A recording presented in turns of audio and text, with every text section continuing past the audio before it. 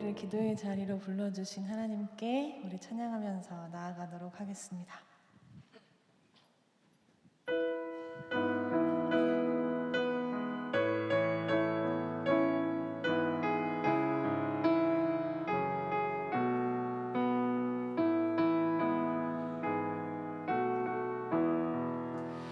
이 몸의 소망 무언가 우리 주 예수뿐일세.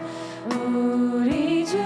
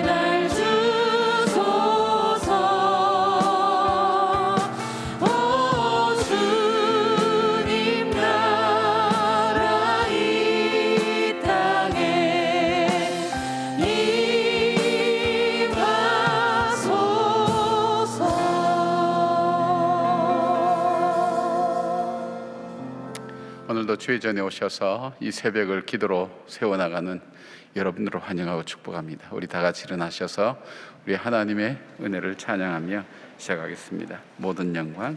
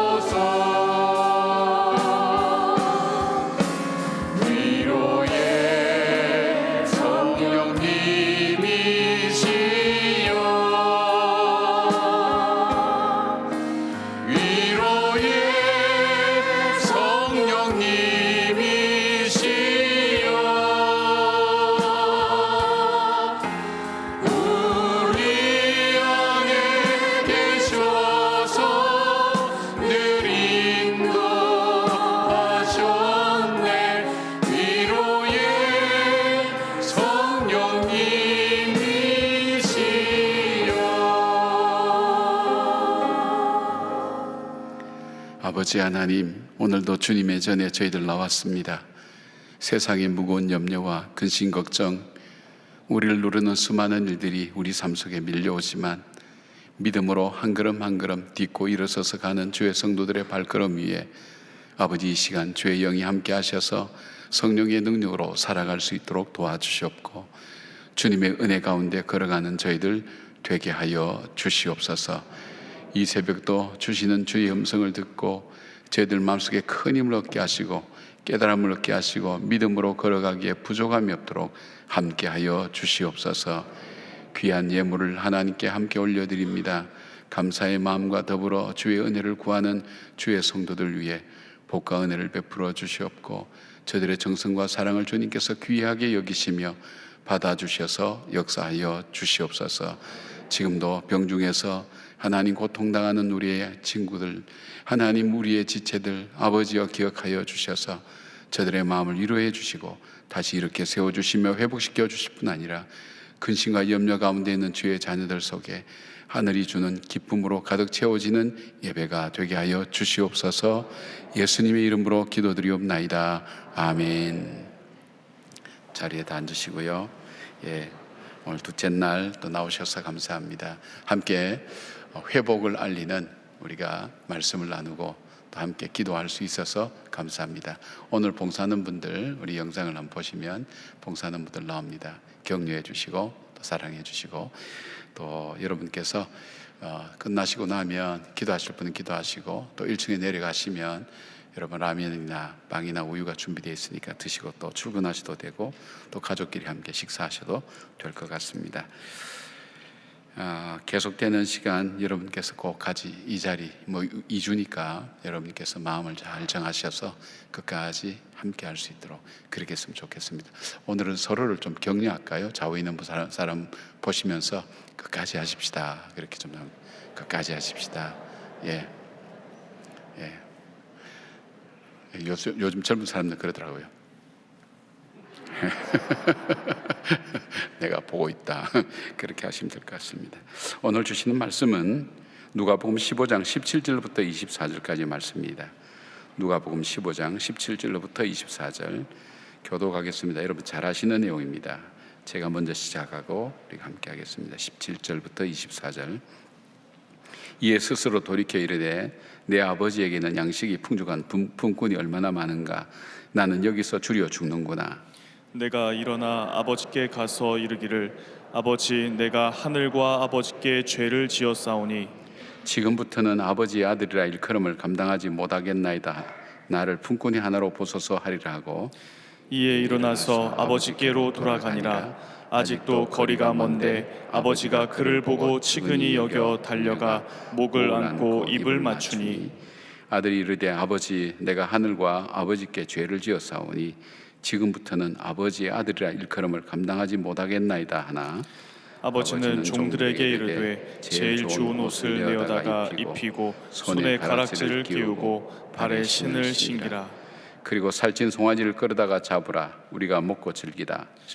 이 내 아들은 죽었다가 다시 살아났으며 내가 잃었다가 다시 얻었노라 하니 그들이 즐거워하더라. 아멘.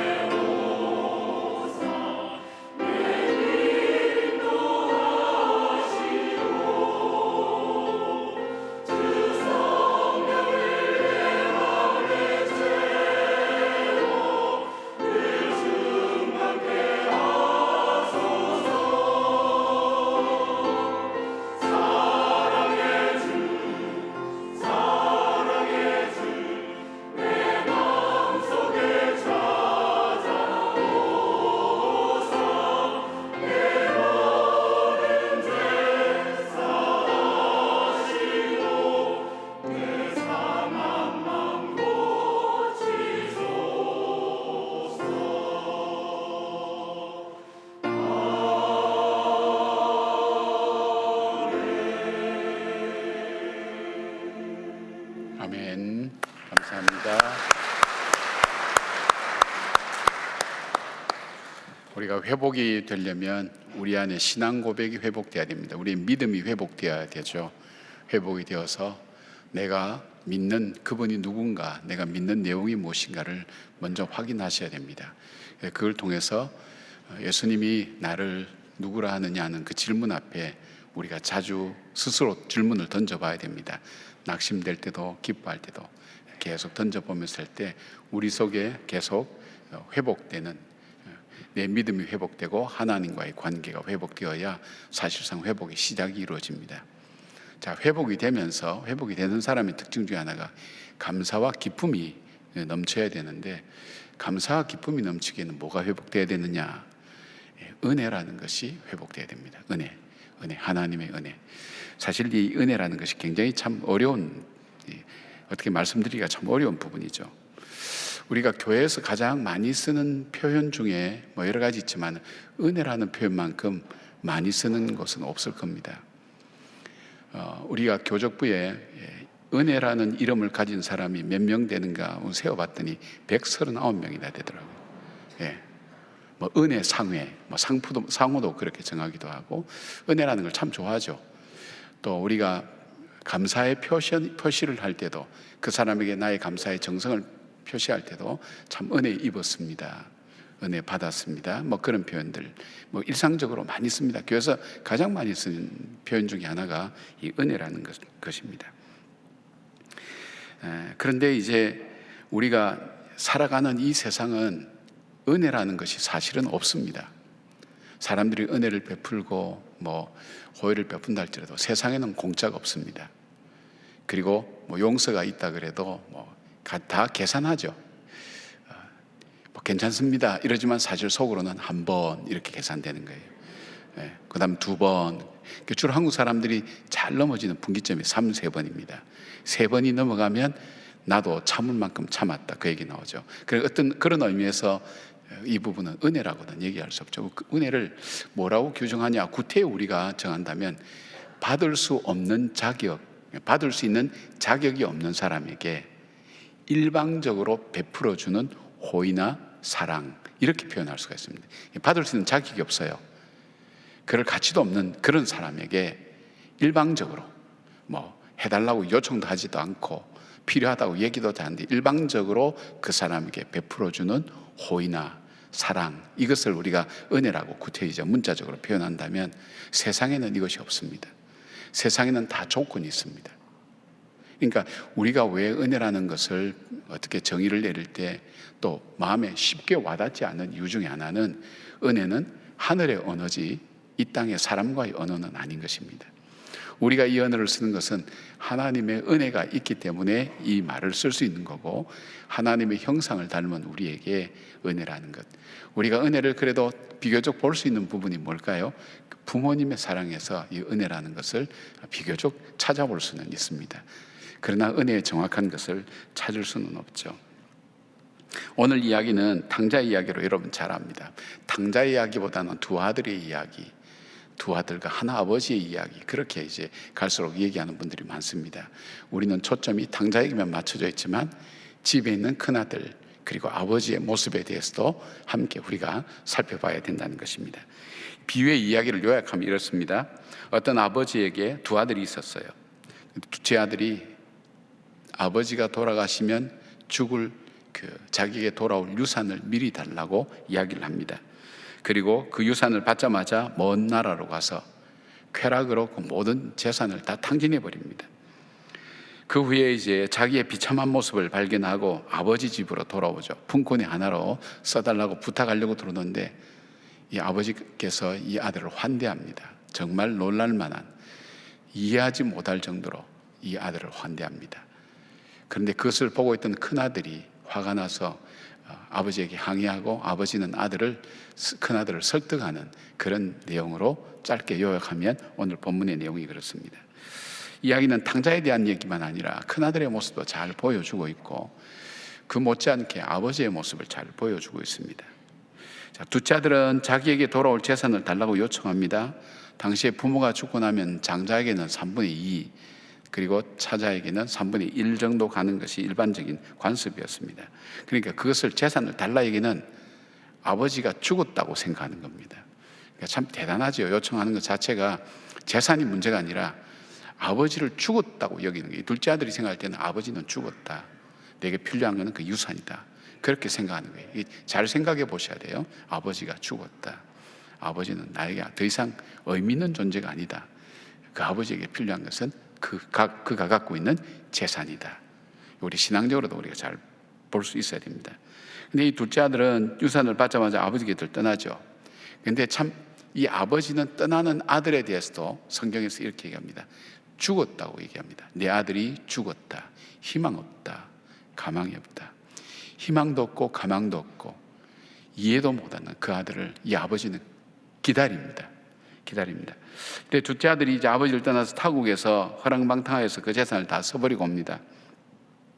마침 그 나라 흉년이 들면서 그가 궁핍하게 되었죠. 비참한 삶을 살다가 아버지의 집을 기억하면서 내 아버지 집은 참 풍족한 품꾼이 얼마나 많은가, 얼마나 풍족한가 하고 아버지 집에 가서 내가 품꾼이 하나로 써달라고. 이 품꾼이라 할 때 계속해서 하는 그런 고용이 아니라 날품팔이처럼 하루 잠깐 썼다가 그만두기도 하고 하는 아르바이트식으로 이제 그런 표현입니다. 그러니까 임시라도 이 집에서 일할 수 있도록 해달라고 그렇게 요청하려고 돌아왔습니다.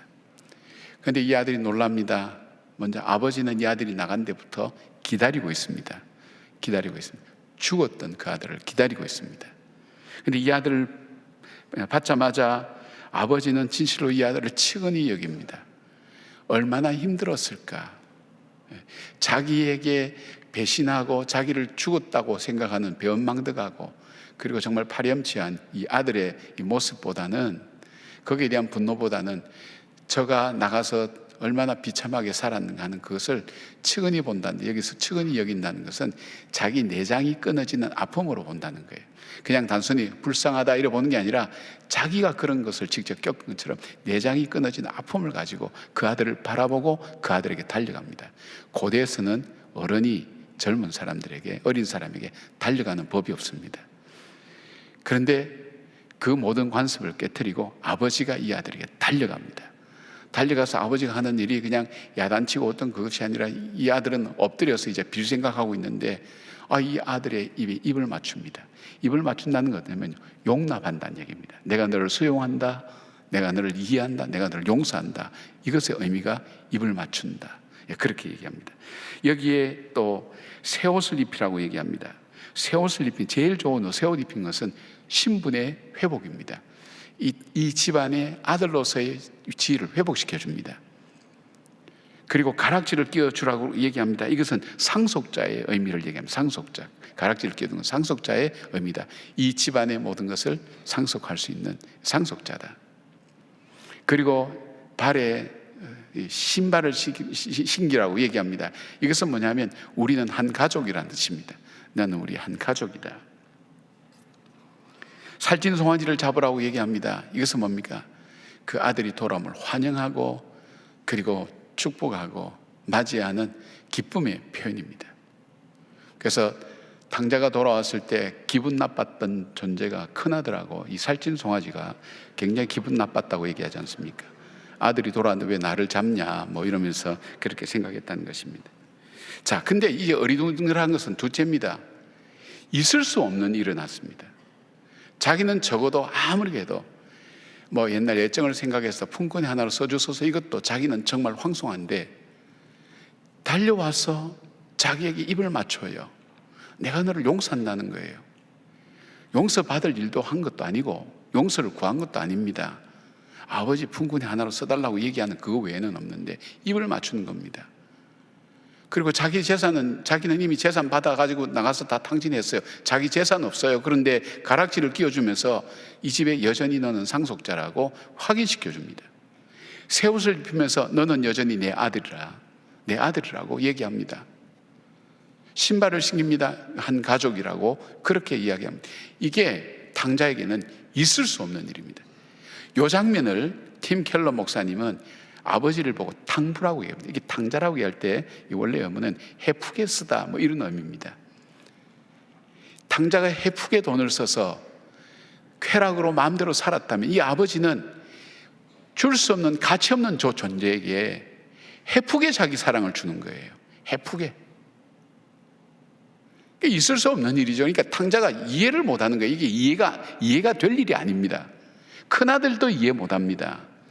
해프게 쓰는 거예요. 아버지가 그 사랑을 그냥 막 탕진하는 것과 같은 그런 걸 할 때 누가 이 장면을 이해하고 알 수 있겠냐. 이 세상에는 없어요.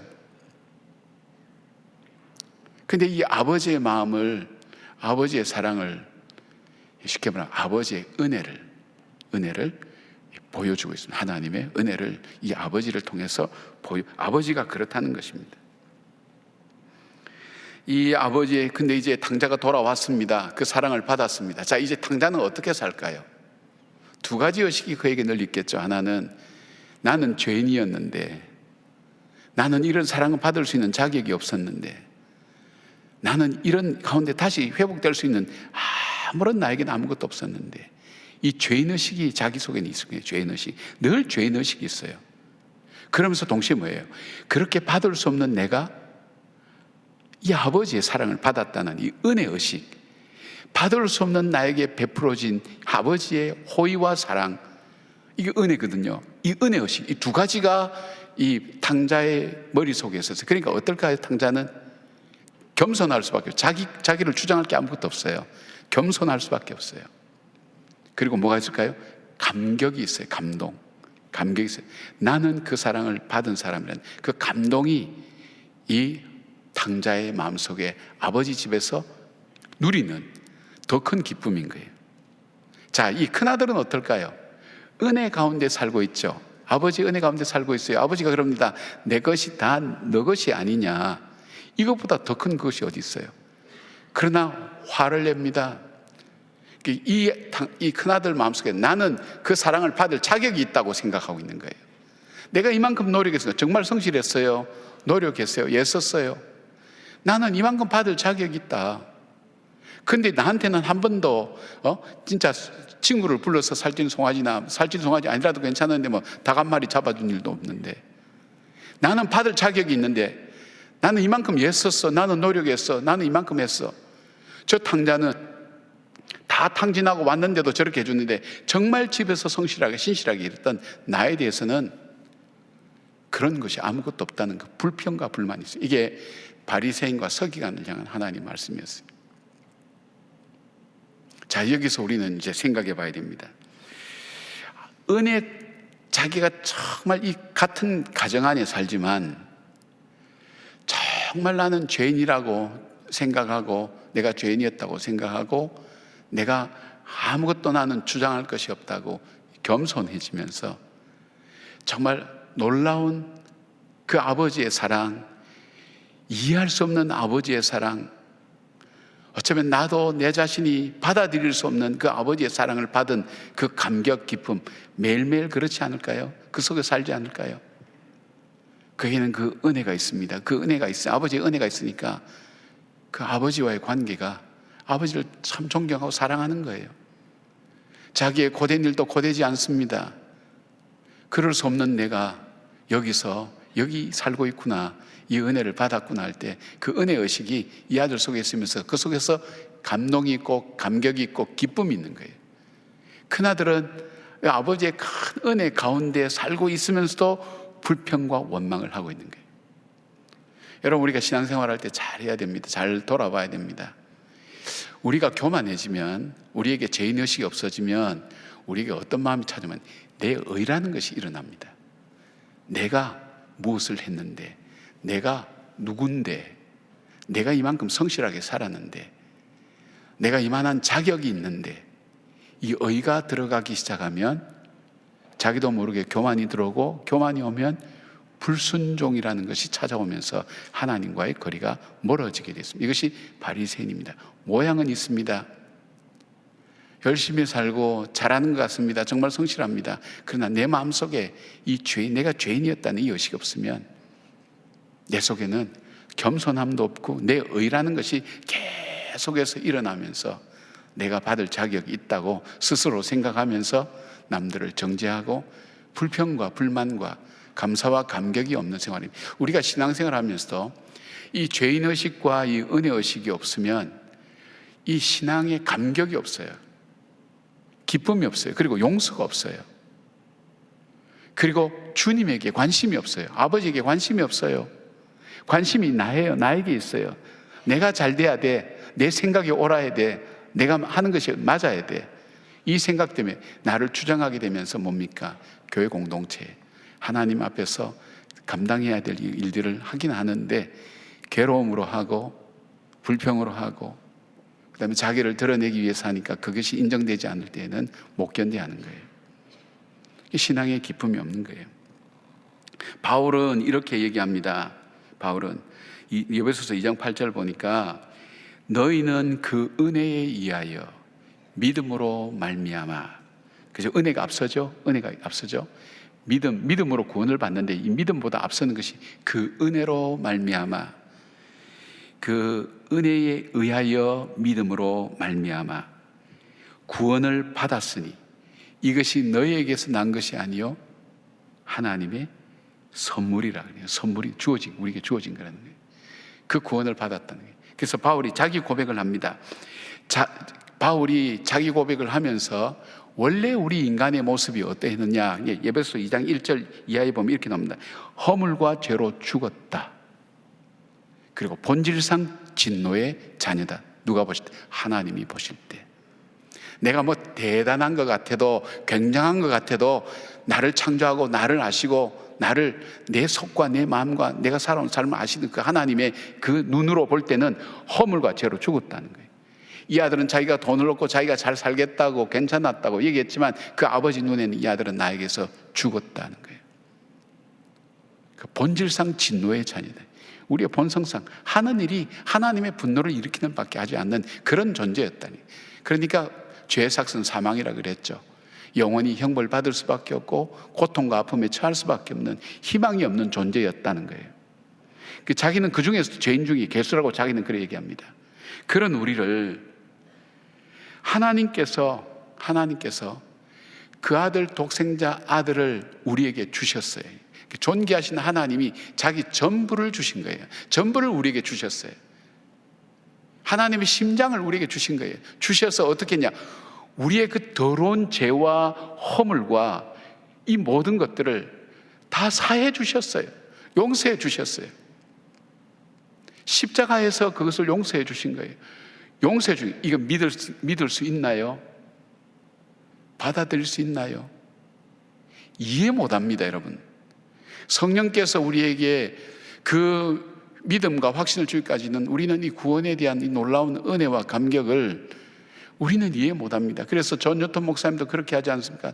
놀라운 그 은혜가 놀랍다는 거예요. 이해가 안 된다는 거예요. 이거 말도 안 된다는 거예요. 그런데 그 사랑을 내가 받았다는 거예요. 이유 없는 사랑. 그것도 그냥 사랑이 아니에요. 하나님께서, 존귀하신 하나님께서 피조물, 차원이 다른 피조물을 위해서, 그것도 죄인을 위하여. 바울은 이렇게 했죠. 우리가 연약할 때, 우리가 죄인 되었을 때, 우리가 하나님과 원수 되었을 때도 아버지의 그 사랑은 변치 않았다는 거예요. 그 아버지의 사랑이 그 아들을 십자가에 못 박아 죽이면서 우리를 구원해 주셨던 이것은 표현할 수 없는 하나님의 은혜라고 밖에는 이야기할 수 없는, 말할 수 없는 그런 하나님의 사랑이라는 것을 그는 고백하고 있습니다. 그 사랑을 우리가 받았다는 거예요. 아멘이십니까? 예, 그것이 은혜라는 겁니다. 이 은혜가 내 속에 있을 때에 내 속에 어떤 마음이 있을까요? 아까 말씀드린 것처럼 겸손합니다. 누구 앞에서? 하나님 앞에서 겸손합니다. 만 가지 은혜를 받았으니 돌아보면 뭐 여러 가지 내가 생활에서 조금 유익을 얻고 하나님께서 잘 돌봐 주셔서 여기까지 오고, 그게 은혜가 아니라 근원적인 은혜가 뭐냐면 내 존재 자체가 본질상 죄와 허물로 이미 죽었다, 희망이 없었는데 예수 그리스도의 보혈의 피로, 그 아들 십자가로 나를 다시 살려주신 거예요. 회복시켜 주신 거예요. 다시 이렇게 세워주신 거예요. 그 속에 감격이 있어요. 기쁨이 있어요. 여러분, 막달라 마리아는 7 귀신 들렸던 이 여인은 자기 자신을 알았어요. 예수님을 사랑했어요. 다들 도망갈 때 십자가 곁에 옆에서 끝까지 지켰어요. 그리고 제일 먼저 예수님의 무덤에 찾아가서 부활을 알리는 이 세상의 첫 번째 증거자가 되었어요. 왜 이 막달라 마리아는 예수님과 가까이 하고 예수님이 가장 비참하고 남들 다 두려워서 도망가는 십자가 곁에 가까이 갔고 예수님의 시체라도 보기 위해서 무덤을 제일 먼저 찾아간 그 마음이 어디서부터 올까요? 은혜를 아는 거예요. 은혜를 알 때 우리에겐 헌신이 있어요. 열정이 있어요. 사랑이 있어요. 여러분, 우리는 살아가면서 잃어버린 것 많아요. 인생은 얻어감의 과정과 잃어버림의 과정이 교차돼요. 우리 인생 속에서 우리의 몸이까지 자랄 때까지 많은 걸 얻었잖아요. 뼈대도 굵어지고, 쉽게 몸으로 말하면 가족도 얻게 되고, 또 자녀도 얻게 되고, 손자 손녀도 얻게 되고, 물질도 얻게 되고, 얻어가는 과정이 있죠. 그러나 어느 때부터는 하나씩 잃어가요. 다 잃어가요. 잃어가는 것 중에서도 가장 우리가 잃어버리고도 못 찾는 것이 하나님의 은혜예요. 이것이 회복되어야 기쁨이 회복됩니다. 이것이 회복되어야 우리의 삶 속에 하나님의 역사심이 일어납니다. 이것이 회복되어야 우리 속에 기쁨이 회복됩니다. 소망이 우리 속에 회복됩니다. 허물과 죄로 죽었던 나를 하나님께서 나를 살려주셨다. 이 막달라 마리아 이 나사로의 누이 마리아는 옥합을 깨트리잖아요. 자기 여자로서의 최고의 자존심은 옥합을 깨트려서 하나님 앞에 드릴 수 있는 거예요. 사랑하는 여러분, 우리는 그 사랑을 받았습니다. 받을 수 없는 그 사랑을 받은 것, 이것이 은혜다. 은혜 입지 않는 사람이 아무도 없어요. 너희는 그 은혜에 의하여, 그 은혜가 아니면 우리는 예수 그리스도를 주라 시인할 수도 없어요. 은혜가 아니면 오늘 이 새벽에 여기 나올 수도 없어요. 하나님께 기도할 수도 없어요. 모든 것을 할 수가 없어요. 우리의 의는 아무것도 없어요. 하나님 앞에 내세울 의는 아무것도 없어요. 사람 앞에는 내세울 곳이 있는지 모르겠어요. 그러나 하나님 앞에 내세울 의는 아무것도 없어요. 본질상 진노의 자녀인 우리에게 베풀어 주셨던 탕자를 대하시는 당부 아버지, 이해할 수 없는 그 사랑받은 그것을 기억하면서 여러분 속에 이 은혜 받은 것을 회복하고 여러분 속에 이 은혜가 주는 감격과 감동과 기쁨이, 그리고 참 소망이 우리 가운데 함께 하시기를 주님의 이름으로 축복합니다. 우리 찬양하겠습니다. 옛날 찬양인데 여러분 아실런지 모르겠어요. 탕자처럼 방황할 때도 애타게 기다리는 이 찬양입니다. 우리 찬양을 하시고 우리 함께 기도하겠습니다.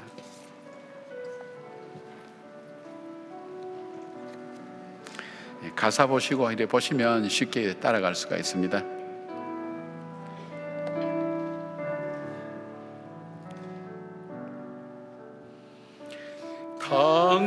탕자처럼 방황할 때도 애타게 기다리는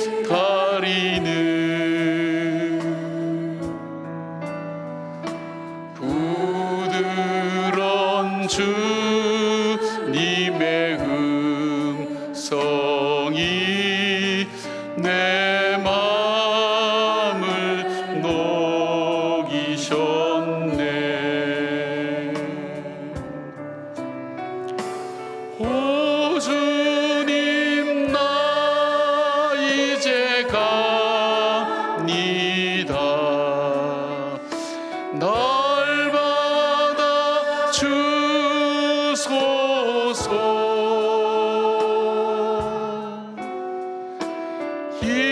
이제는 주님만 위하여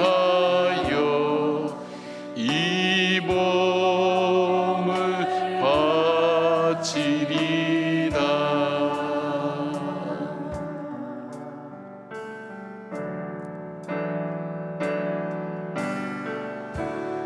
은혜 아니면 살아갈 수가 없네. 호흡마저도 다 주의 것이니 세상 평안과 위로 내게 없어도 오직 예수뿐이네. 그 신계회 다 볼 수도 없고 작은 고난에 지쳐도 주께 묻기 나의 모든 삶 버티고 견디게 하시네. 은혜 아니면 살아갈 수가 없네. 나의 모든 것 다 주께 맡기니 참된 평안과 위로 내게 주신 주 예수 오직 예수뿐이네.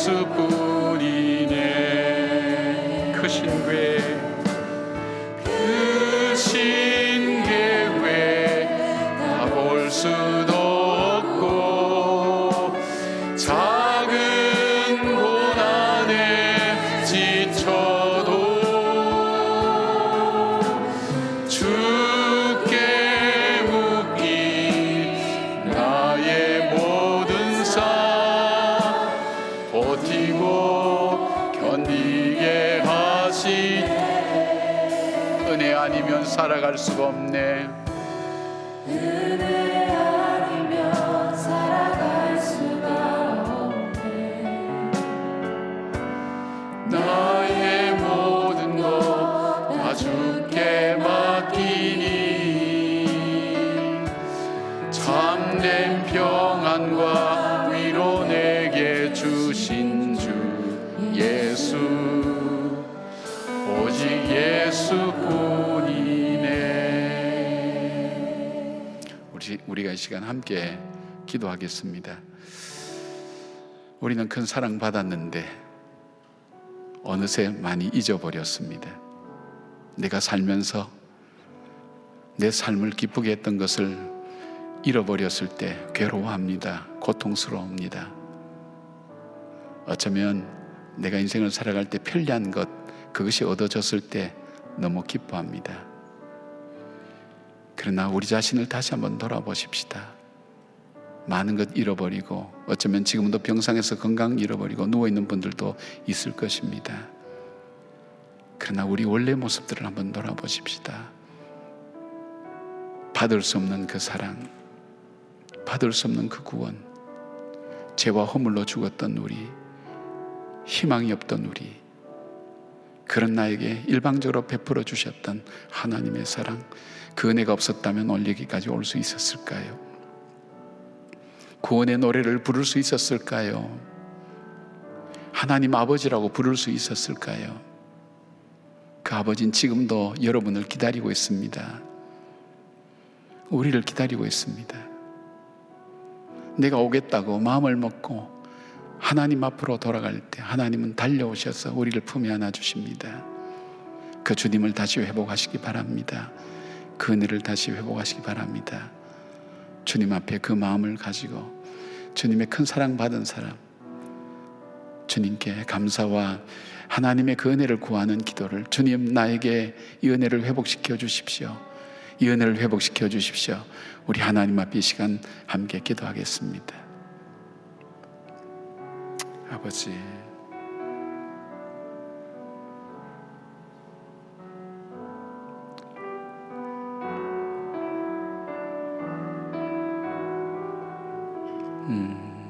주님,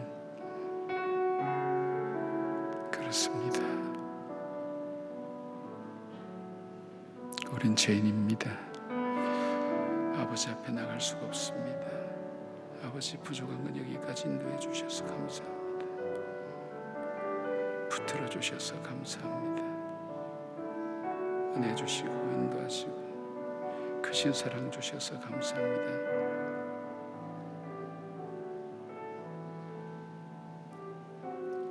주님,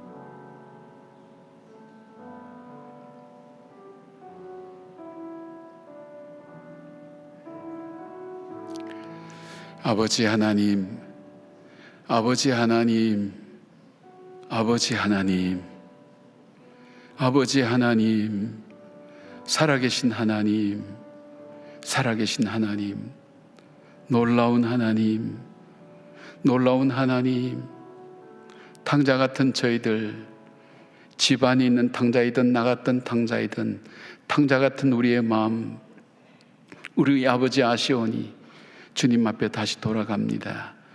주님 앞에 다시 돌아갑니다. 허물과 죄로 죽었던 저희들을 살려주셨던 주님, 나의 나된 것은 하나님의 은혜라고 고백했던 바울처럼 나의 나된 것은 하나님의 은혜입니다. 지금까지 인도하신 그 하나님의 은혜를 기억하며 우리 속에 잃어버린 그 은혜를 하나님 다시 회복하며 기쁨과 감사와 겸손과 진실을 다시 회복하는 저희들 되게 하여 주시옵소서.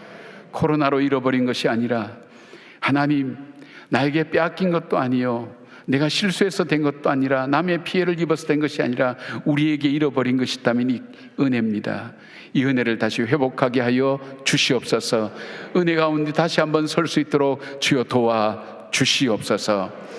이제는 우리 주 예수 그리스도의 은혜와 우리 하나님의 사랑과 성령님의 위로하심과 깨닫게 하심이 하나님의 은혜를 회복하기를 원하는 사랑하는 주님의 자녀들 한 사람 한 사람 머리 위에, 그 병상 머리 위에, 이 나라의 교회 위에 지금부터 영까지 함께 하시기를 간절히 축원하옵나이다.